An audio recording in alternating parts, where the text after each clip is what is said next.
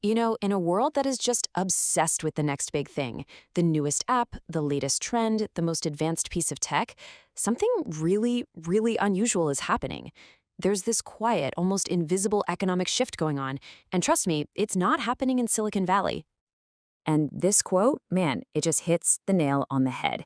It's such a simple truth, right? As the whole world races forward, it inevitably leaves things behind. And it's in that gap, right there between the forgotten past and the fast moving present, that a totally unique kind of value is being born. And look, the proof here isn't buried in some complex economic theory. Nope, it's in real stories about real people.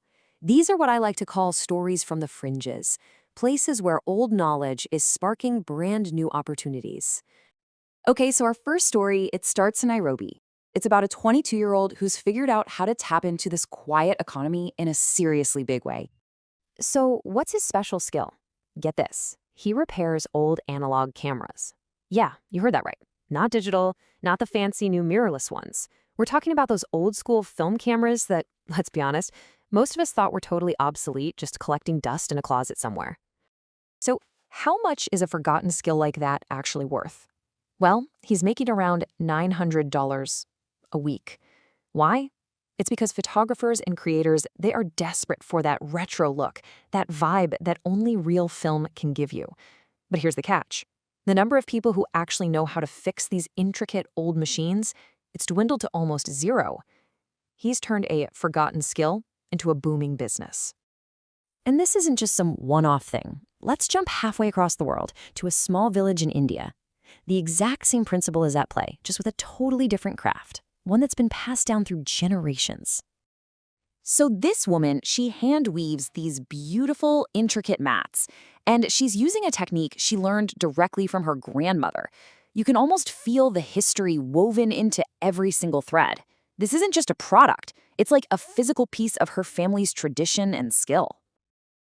And here's the modern twist that I love. She's selling them online to a global audience for premium prices.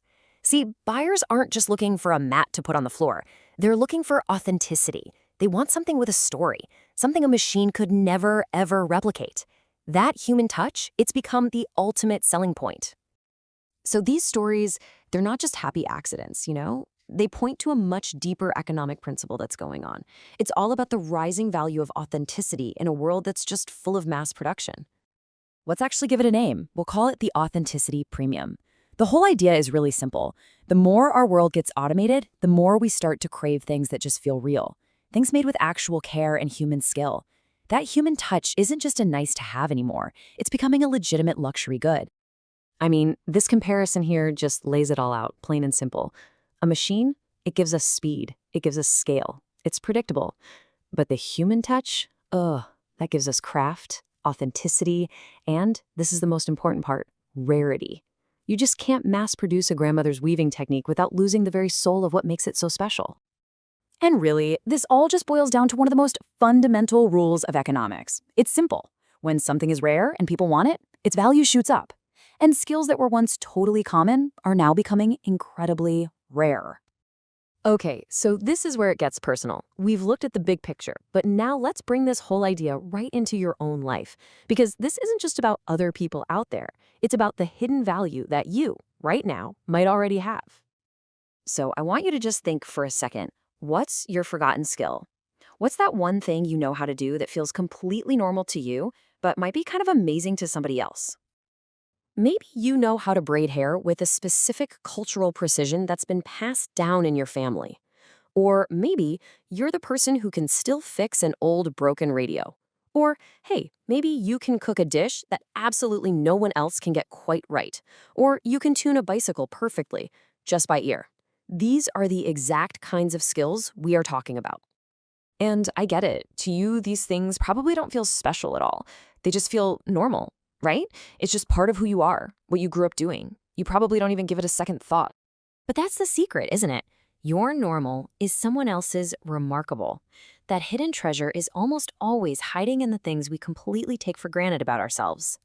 So what this all points to is a bigger movement. It's this quiet economy that's growing right under our noses. It's an economy where your personal history, your heritage, could very well be your next big opportunity. Because think about it.